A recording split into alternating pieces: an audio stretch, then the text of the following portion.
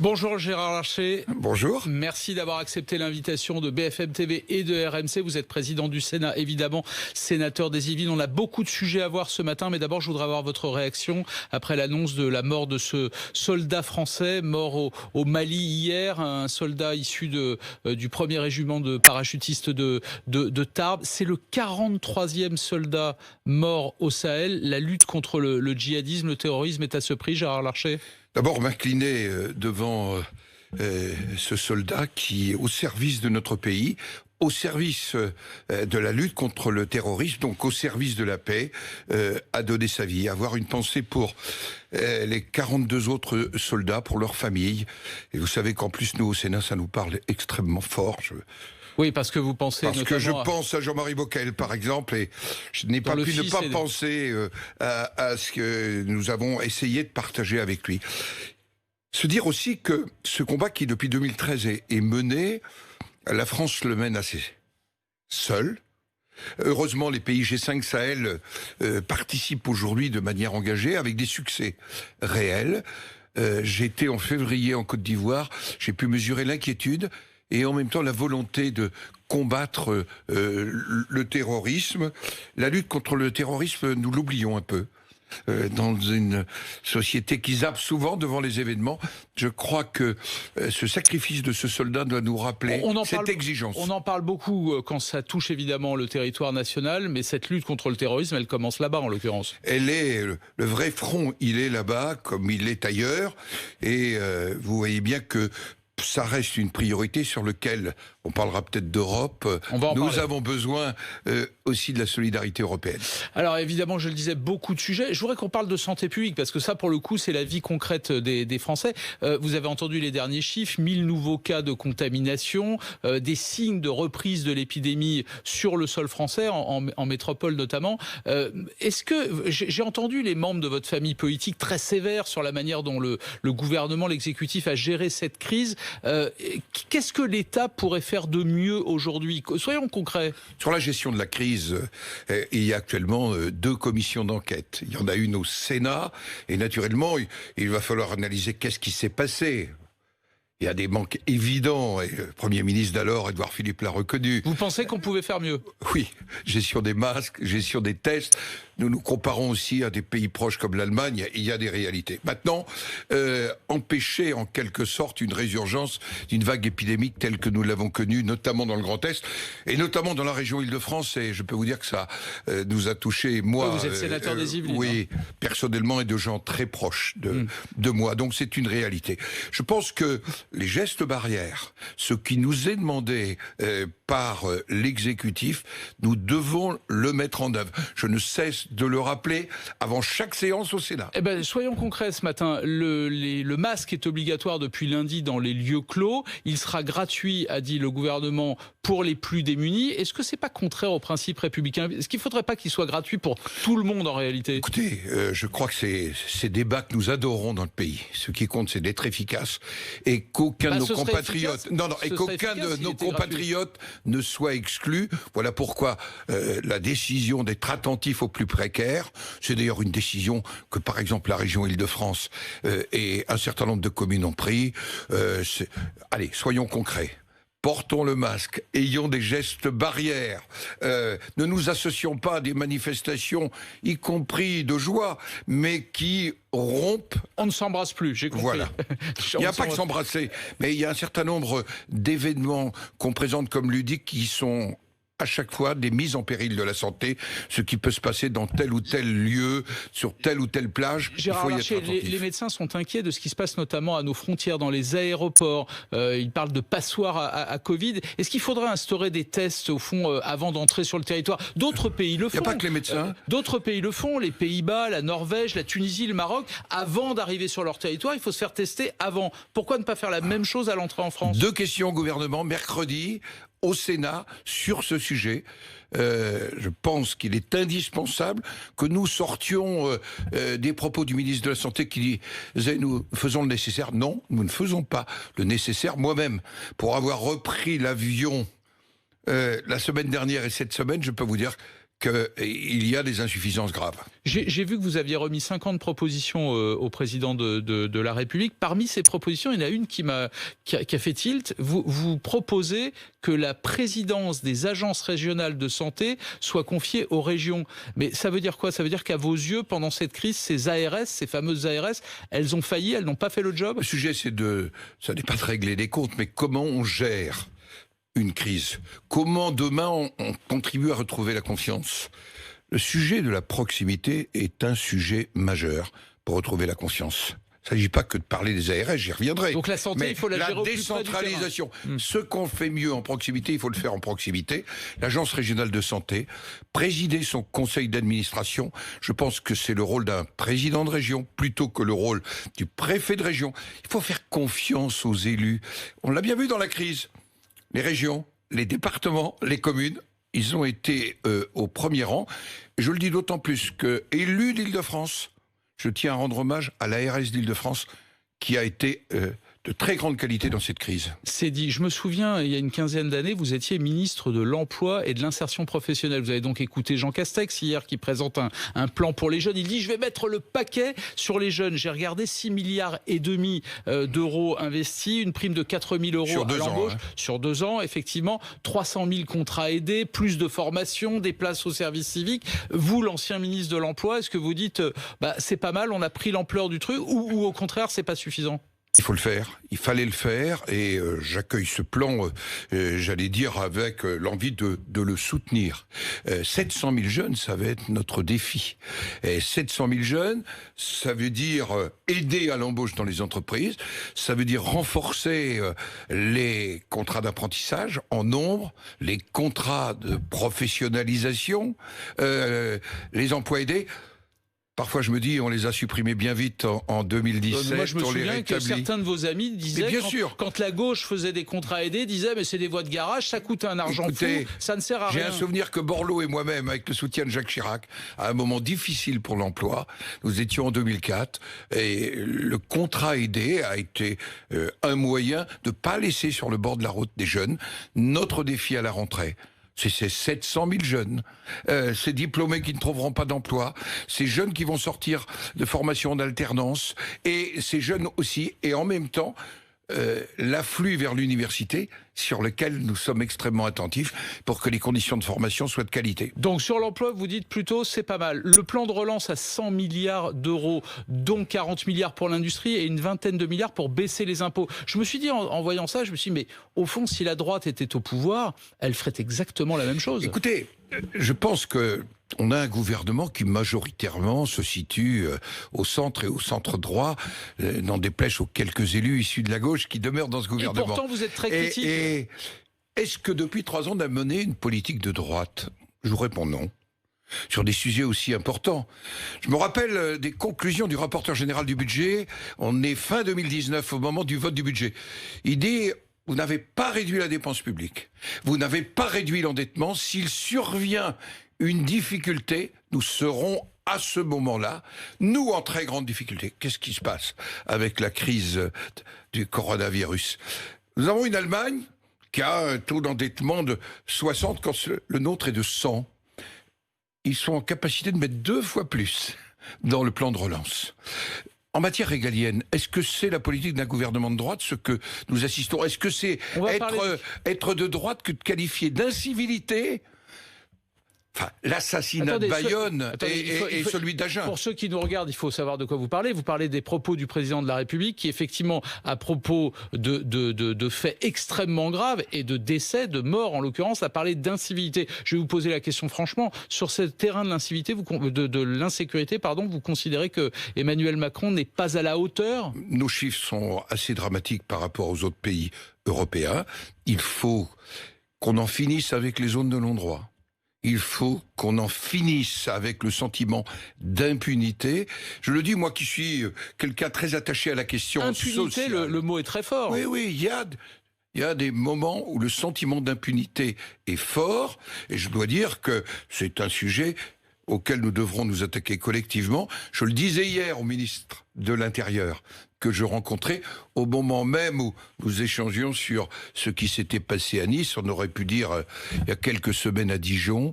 Et ce sentiment-là, il est un sentiment et une réalité. Justement, Jean Castex, le Premier ministre, a annoncé qu'il se rendrait demain à Nice, sans doute accompagné par Gérald Darmanin, son ministre de l'Intérieur, et Éric Dupond-Moretti, le garde des Sceaux. Il a, je cite, promis des annonces concrètes face à des violences qu'il juge inadmissibles. Soyons concrets, vous seriez à sa place, vous proposeriez quoi de concret pour lutter justement contre ces faits graves? Moi j'ai dit des visites, oui. Maintenant passons aux travaux pratiques. Justement. Nous attendons ces travaux pratiques et nous n'avons eu, j'allais dire, aucun de ces travaux pratiques depuis 3 ans. Je constate simplement que nous sommes à, 600 jours de l'élection présidentielle et on est toujours en attente d'un État tout simplement qui assume ses missions régaliennes. Vous lancez un boomerang, je vous le renvoie.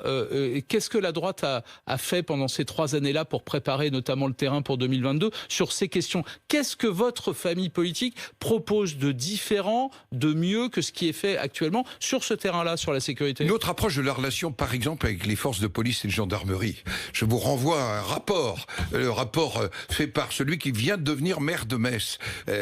François Grosdidier et un socialiste qui connaît bien ces questions, Michel Boutan. Nous avons proposé un autre rapport, police, justice, un autre rapport entre police, société et proximité, et naturellement la lutte contre le chômage fait aussi partie de ces réalités. Mais pardonnez-moi, on ne traitera pas uniquement par la question sociale, ce qui est le retour de l'état de droit et une République qui est partout chez elle.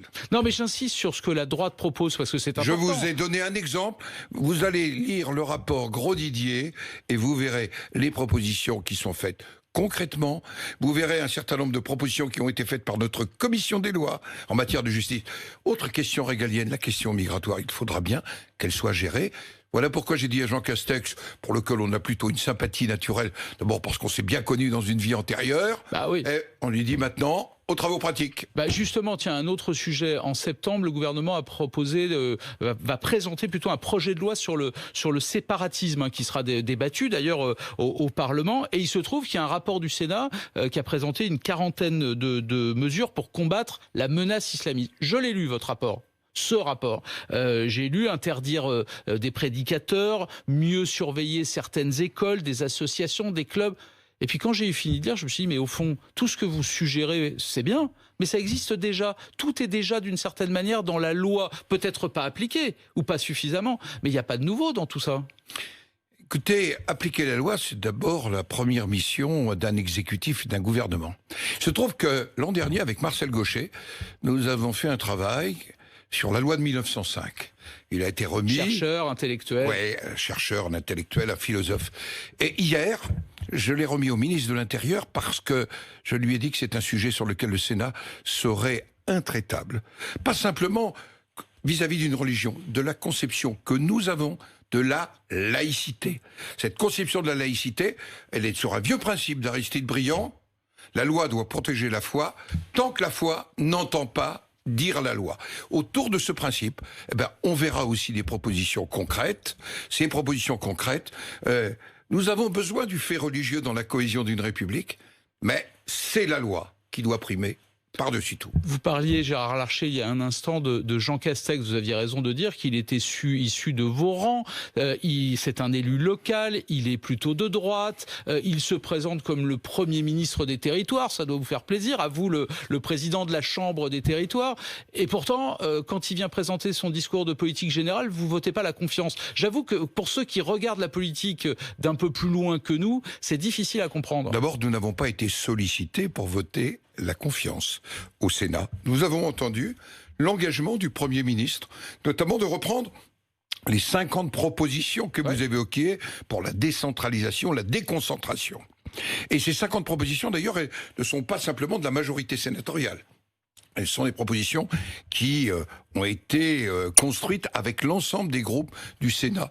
Alors nous allons voir concrètement ce que... Vous savez, au Sénat, on a un principe.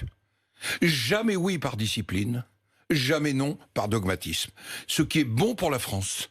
Je suis certain que le Sénat le fera sien, l'améliorera. Nous venons d'ailleurs de voter hier après-midi le projet de loi de finances rectificative numéro 3. Nous l'avons fait en l'amendant, en laissant quelques questions en suspens, notamment la question des transports collectifs dans les grandes métropoles, qui ne sont pas aujourd'hui suffisamment compensés. C'est une réalité en Île-de-France, mais dans d'autres métropoles. Mais nous l'avons voté parce que nous pensons que c'était indispensable pour les entreprises, par exemple, et pour les soutenir, notamment des activités qui traversent de grandes difficultés. Gérard Larcher, il ne vous a pas échappé que la réforme des retraites avait été repoussée sine die, que l'exécution, la mise en œuvre de la réforme de l'assurance chômage était reportée à janvier dans le meilleur des cas. J'ai envie de vous poser une question. Le bilan d'Emmanuel Macron, au fond, après 3 ans, quel bilan vous faites personnellement ? Je pense que le temps du bilan n'est pas totalement venu, parce que c'est assez maigre les 3 premières années. Souvenez-vous, crise des Gilets jaunes, crise autour des retraites, et maintenant crise sanitaire. Sur la crise sanitaire, le président de la République n'en peut mais dans les 2 autres crises, elles ont été suscitées par, une politique. Ce que vous retenez des 3 ans de Macron sont les crises. Mais oui, c'est la crise, la verticalité. La verticalité, la décision qui vient d'en haut nous conduit sur les ronds-points. Je vous rappelle quand même que le 49.3 est voté en même temps que le Conseil des ministres se penche sur la pandémie, sur la crise des retraites. Verticalité. Je crois qu'il faut inverser cette verticalité. J'ai le sentiment que le président de la République l'a entendu. Nous en avons parlé dans les propositions que nous avons faites, parce que je veux être un homme en même temps positif. Et il ne servirait à rien d'être au bord de la route en disant il n'y a qu'à. Le vrai sujet, c'est que nous devons tous contribuer à redresser notre pays, mais en nous disant, chacun, nous avons des choses à dire et à apporter. C'est mon état d'esprit comme président du Sénat. Gérard Larcher, la droite, elle a toujours eu besoin d'un chef. Là, pour le moment, la droite, elle n'a pas de chef. Ou plus exactement, elle en a trop. François Baroin, Valérie Pécresse, Xavier Bertrand, Rachida Dati. Comment vous allez faire pour désigner celui qui portera vos couleurs en 2022 ? C'est naturellement un sujet majeur pour cet automne. Il faudra une méthode de départage, et cette méthode de départage, peu importe le nom, que ça s'appelle primaire ou autre chose... Mais vous, à titre personnel, est-ce que vous êtes favorable à des primaires à droite ? Je considère indispensable, et l'interview de Rachida Dati le montre hier, que nous ayons une procédure de choix dans le respect du gaullisme. Le gaulliste que je suis dit, ça n'est pas automatiquement un parti qui va désigner. Donc vous êtes pour, pardonnez-moi, je précise, vous êtes pour des primaires. Je suis favorable à des primaires ou à un départage. Donc vous n'avez pas du tout été échaudé par ce qui s'est passé en 2017. Attendez, si on en tire quelques leçons, mais c'est pas en 2017 les primaires qui nous ont fait échouer. Je voudrais vous rappeler que c'est pour d'autres motifs, y compris l'extrême célérité d'une procédure judiciaire qui fait d'ailleurs l'objet actuellement d'une enquête devant le CSM. J'insiste sur cette question-là parce que j'ai cru comprendre que le patron de votre formation politique, Christian Jacob, y était opposé.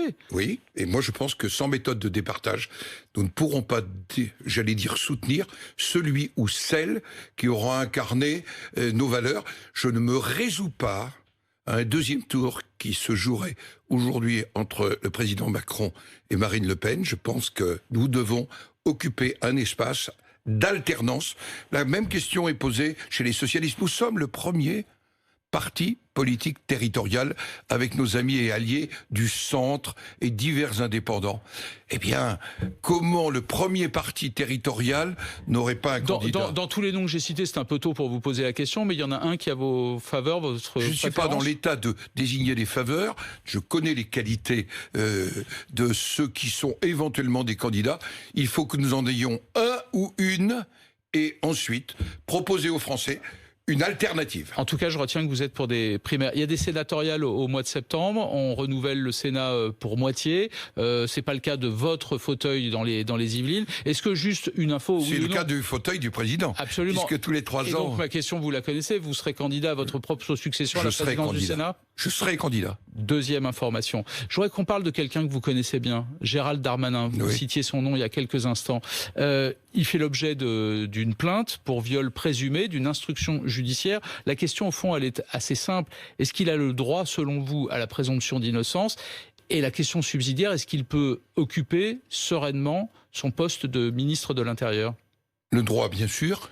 Et nous avons le devoir de respecter la présomption d'innocence. Seul le juge peut prendre des décisions. Ça n'est ni la rue, ni, pardonnez-moi, les médias, ni les réseaux sociaux. Je dois vous dire que quand je vois la décision de Christophe Girard à Paris, je me dis que... Adjoint d'Anne Hidalgo à la mairie de Paris, qui a démissionné hier soir. Qui a démissionné hier soir. Rappelons-nous quelques principes. Dans un état de droit, c'est le juge, et Gérald Darmanin peut exercer la fonction qui lui a été confiée par le président de la République. Mais il y a d'un côté les principes, vous avez raison de les rappeler, la présomption d'innocence, mais il y a de l'autre l'émotion que suscite à chaque fois ce type d'affaires, l'émotion des femmes, l'émotion des associations, etc. Comment on fait pour faire cohabiter tout ça ? Parce que les principes sont supérieurs. Il y a dans les livres anciens, toujours entre l'émotion et les principes, souvenez-vous, Jésus ou Barabbas? Et on choisirait Barabbas. Je peux vous poser une question personnelle. Vous allez prendre quelques jours de congé. J'imagine que vous allez emmener de la lecture. Vous avez déjà choisi quel livre? Je n'ai pas choisi encore un livre, mais je lirai le livre de Nicolas Sarkozy.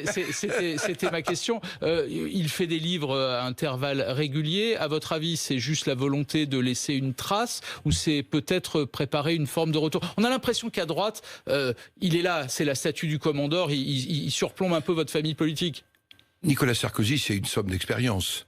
Et cette somme d'expérience, d'ailleurs, je m'en nourris assez régulièrement. Et chacun connaît mon indépendance vis-à-vis de Nicolas Sarkozy. Un livre de Nicolas Sarkozy, c'est un événement. Et son regard sur ce qu'il a vécu, crise de 2008 et la crise d'aujourd'hui, c'est, je crois, intéressant pour préparer le rebond de notre pays et dont l'Europe a besoin. Nous n'avons pas parlé d'Europe ce matin. C'est une décision importante qui a été prise. Certains la qualifient d'insuffisante. Historique. Méfions-nous, c'est historique tous les ans. Mais c'est une décision importante car pour la première fois, nous entrons dans une forme de décision par rapport à la dette. Décision collective, subvention et prêt. Et cette décision, elle est pour moi porteuse de réflexion, même s'il y a beaucoup d'insuffisances. Par exemple, la défense, la santé, qui se sont vus mis, j'allais dire, aux vaches maigres. Merci Gérard Larcher d'être venu ce matin répondre à nos questions. Et bien sûr, l'information continue sur BFM TV et sur RMC. Merci.